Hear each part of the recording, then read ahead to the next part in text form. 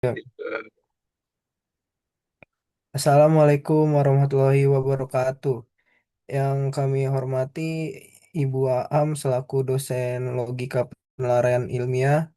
Di sini kami dari kelompok 9 ingin mempresentasikan proposal mini riset kami yang berjudul Analisis Efektivitas Thermal Manajemen Baterai Lithium Ion berbasis phase change material dari limbah minyak jelantah sebagai upaya mitigasi krisis iklim. Uh, dan di sini juga kami berkelompok ada 5 orang. Yang pertama itu ada Diandra Keisha Gunadi dengan NIM 1502624010. Dan di sini ada saya sendiri Arya Alfredo Malaki Manurung dengan NIM 1502624053. Dan ada lagi Naila Delfahira dengan NIM 1502624061. Dan ada Afif Abdul Aziz dengan NIM 1502624078. Dan terakhir ada Bang Gabriel Enrico Kristianto dengan NIM 1527424033. Bisa next. Oke. Yang pertama itu ada bab 1 pendahuluan. Yang yang bersubbab latar belakang. Masalah thermal pada baterai lithium ion umumnya muncul secara signifikan selama siklus discharge cepat atau penggunaan beban tinggi yang memicu timbulan panas eksesif. Secara teknis, operasional baterai pada suhu di atas 45 derajat Celcius akan mengakibatkan degradasi, kapasitas yang prematur, dan memperpendek usia pakai sel. Jika distribusi panas tersebut tidak dikelola dengan baik, resiko thermal runaway atau kegagalan thermal yang bersifat katastrofik dapat terjadi, sehingga sistem manajemen thermal yang efektif menjadi kebutuhan mutlak bagi keamanan teknologi kendaraan listrik. Di sisi lain, Indonesia memiliki persoalan lingkungan yang kontras, berupa timbulan limbah minyak jelantah atau waste cooking oil yang mencapai angka fantastis sebesar 1,638 juta kiloliter per tahun.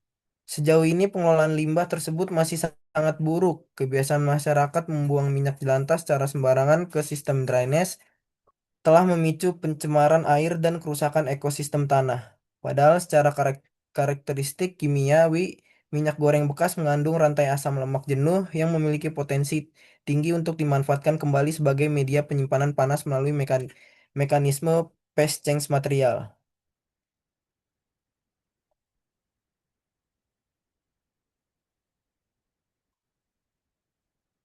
Lalu ada rumusan masalah berdasarkan latar belakang yang telah dipaparkan.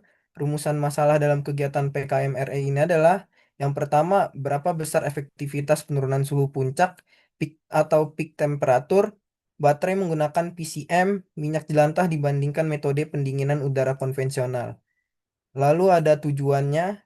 Sesuai dengan rumusan masalah yang telah diuraikan, kegiatan ini bertujuan untuk yang pertama mendapatkan karakteristik termofisika dari PCM minyak jelantah sebagai pendingin pasif. Yang kedua itu ada mengevaluasi performa thermal baterai 18650 pada berbagai variasi C-rate.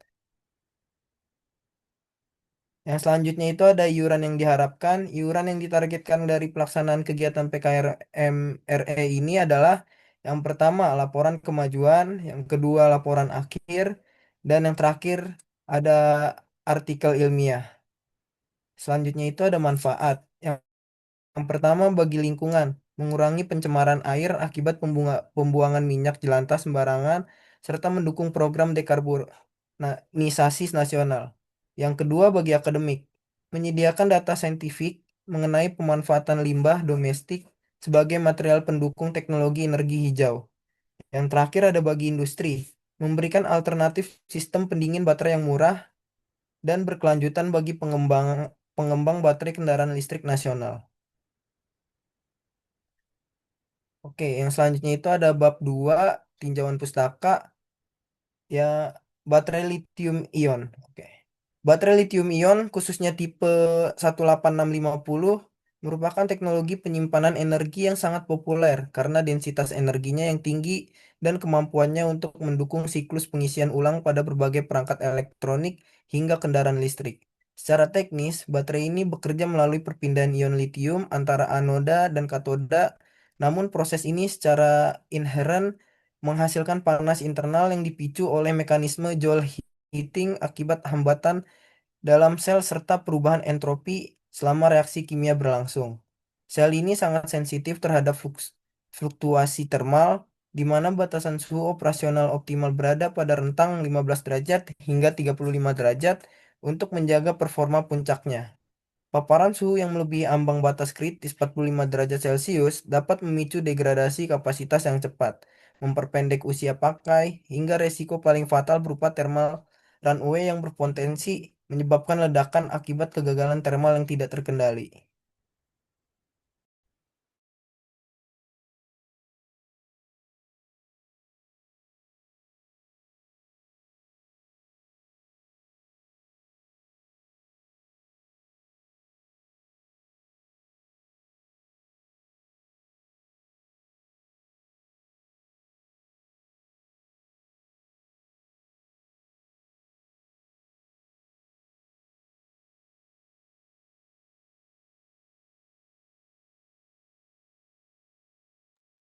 Baik, yang selanjutnya itu ada Phase Change Materials atau PCMS. Baterai lithium ion memiliki rentang suhu operasional yang stabil pada rentang suhu 25 derajat Celcius sampai 35 derajat Celcius. Di wilayah tropis Indonesia, suhu lingkungan mencapai 32 sampai 38 derajat Celcius. Dan saat pengisian daya cepat atau penggunaan beban tinggi, suhu internal baterai dapat melonjak melampaui 45 sampai 55 derajat Celcius. Kondisi overheating ini mempercepat pertumbuhan lapisan solid elektro electrotile interface yang menurunkan kapasitas penyimpanan energi secara permanen. Juga memicu reaksi eksotermik penyebab baterai meledak atau terbakar. Dan saat kondisi panas, sistem baterai manajemen sistem biasanya akan menurunkan arus masuk untuk melindungi sel, sehingga waktu pengisian menjadi jauh lebih lama dan tidak responsif untuk keadaan darurat. Untuk memitigasi kendala tersebut, prototipe ini maka penting mengintegrasikan PCMS sebagai heatsink penyerap panas laten sel baterai. PCMS komposit terbukti secara ilmiah sebagai passive cooling yang membantu mengelola panas baterai secara lebih efisien hingga 17,81%. Di iklim tropis, Indonesia dapat mencegah overheating serta menjaga performa dan umur pakai baterai tetap optimal meskipun digunakan pada kondisi ekstrim. Baik, selanjutnya ada minyak jelantah. Limbah minyak jelantah yang melimpah dari sektor rumah tangga memiliki potensi besar sebagai material penyimpan panas karena kandungan asam lemak jenuhnya yang tinggi, terutama asam stearat dan asam palmitat. Kedua senyawa ini bertindak sebagai agen penyimpan panas utama yang memiliki nilai entalpi fusi atau panas laten tinggi, sehingga mampu menyerap energi termal dalam jumlah besar saat terjadi transisi fase dari padat ke cair. Literatur menunjukkan bahwa pemanfaatan minyak goreng bekas sebagai packaging material atau PCM sangat berpotensi untuk sistem manajemen termal baterai karena mampu menjaga stabilitas suhu sel pada rentang operasional yang aman. Dibandingkan dengan parafin komersial berbasis fosil, penggunaan minyak jelantah memiliki keunggulan kompetitif karena bersifat terbarukan, mudah terurai secara alami, dan jauh lebih murah karena memanfaatkan nilai guna dari limbah domestik yang ada di sekitar kita. Selanjutnya ada serbuk besi sebagai material komposit. Penambahan serbuk besi ke dalam matriks minyak jelantah berfungsi sebagai material aditif untuk mengatasi kelemahan konduktivitas thermal rendah pada packaging material atau PCM organik.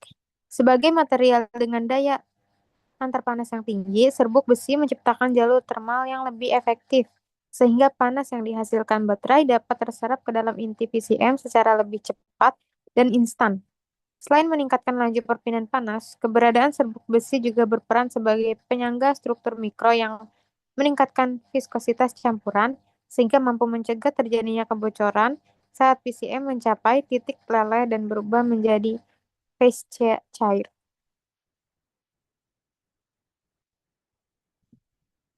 Selanjutnya ada bab 3, metodologi penelitian. Yang pertama itu ada waktu dan tempat penelitian. Penelitian akan dilakukan selama 5 minggu, terhitung sejak bulan Mei hingga Juni 2026. Proses persiapan bahan dan sintetis bio-PCM dilakukan secara mandiri di lingkungan tempat tinggal peneliti. Sedangkan penguji performa thermal baterai dilakukan di Laboratorium Teknik Mesin, Universitas Negeri Jakarta, guna memastikan kondisi lingkungan pengujian yang terkontrol. Selanjutnya ada alat dan bahan. Bahan yang dipakai itu limbah minyak goreng bekas atau minyak jelantah sebagai material utama PCM, serbuk besi sisa proses bubut atau bubut arang halus sebagai matriks komposit pendukung. Lalu ada baterai lithium ion tipe 18650 atau kondisi baru atau sehat sebagai objek uji. Dan yang terakhir ada kain filter atau kertas saring untuk pemurnian minyak. Selanjutnya ada alat yang dipakai itu ada termometer digital, tipe probe atau termometer inframerah. Selanjutnya ada stopwatch menggunakan perangkat smartphone, beban listrik, senter atau modul discharge sederhana untuk menguras daya baterai. Selanjutnya ada wadah plastik akrilik atau bahan isolator untuk wadah penampung PCM. Selanjutnya ada timbang dapur digital untuk akurasi pencampuran komposit. Selanjutnya ada tahapan penelitian. Tahapan penelitian ini dimulai dengan studi literatur, yang kedua pengadaan alat dan bahan, yang ketiga purifikasi limbah minyak jelantah,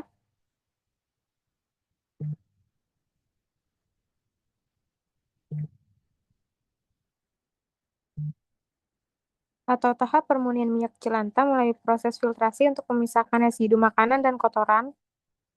Selanjutnya ada sintesis PCM dan uji karakteristik material dengan mencampurkan minyak jelantah dengan serbuk besi atau arang secara manual dengan rasio tertentu, misalnya 20:80, hingga menjadi campuran homogen yang stabil. Memposisikan sel baterai di tengah wadah, kemudian menuangkan komposit bio-PCM hingga menutupi seluruh permukaan dinding baterai. Yang kelima ada perakitan modul dan pengujian efektivitas dengan menghubungkan baterai dengan beban listrik untuk memicu kenaikan suhu internal baterai atau heat generation. Dan yang terakhir ada analisis data, evaluasi, dan laporan akhir. Pada tahap ini dilakukan pengukuran suhu secara berkala sesuai interval waktu yang ditentukan.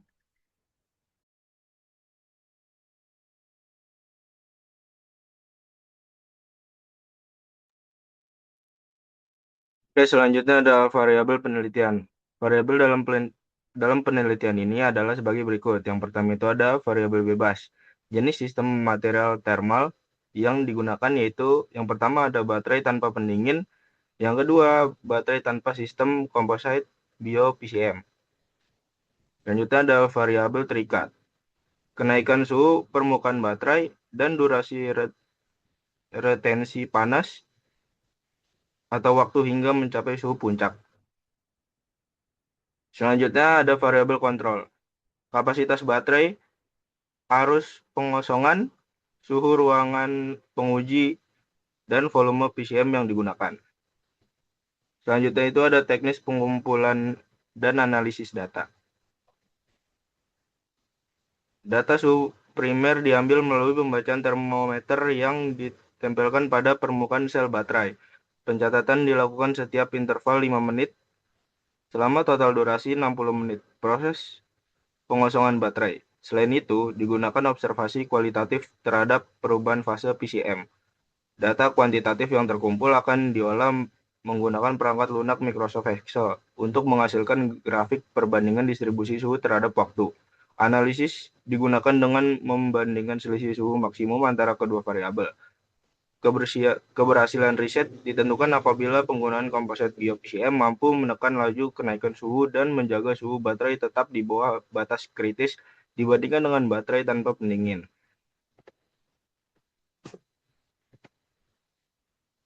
Nah, di sini ada biaya anggarannya dari kegiatan kita.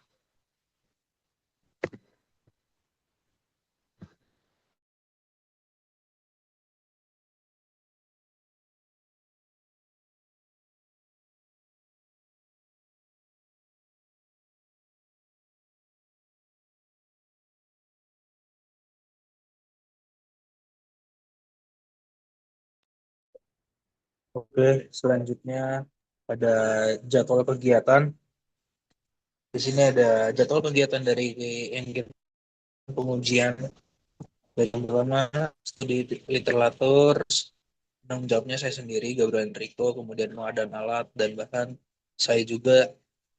Kemudian ada purifikasi limbah, ada Aryo, dan sintesis PCM dan uji karakteristik material, ada Aryo juga. Perakitan modul dan pengujian efektivitas, ada Diandra. Analisis data, evaluasi, dan laporan akhir ada Diandra juga.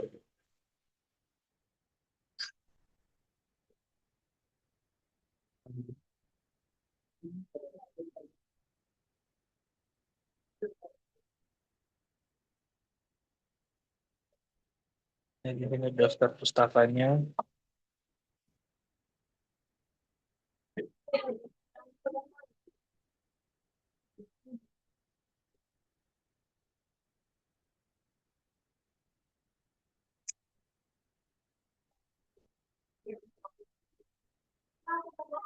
Di sini ada lampiran justifikasi anggaran kegiatan dari bahan-bahan yang kita beli dan apa saja yang dibutuhkan.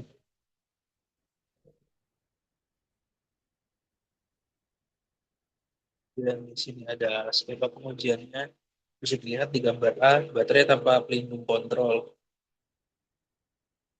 Dan gambar B, baterai dengan bio PCM.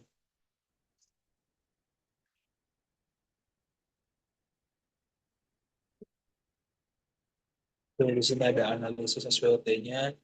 Pertama ada strength, pemanfaatan limbah minyak jelantah dan serbuk besi menawarkan solusi pendingin baterai yang ekonomis, terbarukan, dan memiliki kapasitas panas laten tinggi berkat kandungan asam lemak jenuhnya. Kedua ada weakness. Tantangan teknis utama terletak pada risiko kebocoran saat material mengalami transisi ke fase cair, serta variabilitas karakteristik kimia pada limbah minyak yang memerlukan verifikasi konsisten.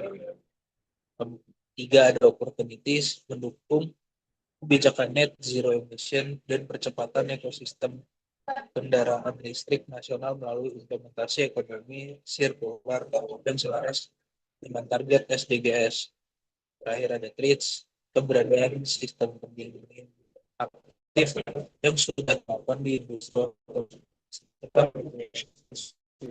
lingkungan tropis yang sering menjadi tantangan dalam menjaga stabilitas fase dan pernapasan.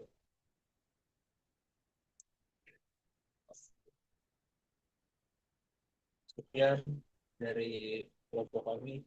Terima kasih sebelumnya.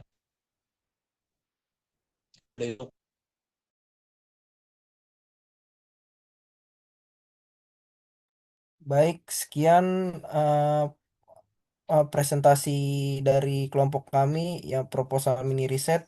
Selebihnya selebihnya mohon maaf selebihnya mohon maaf bila ada kekurangan atau kendala yang terjadi. Terima kasih. Wassalamualaikum warahmatullahi wabarakatuh.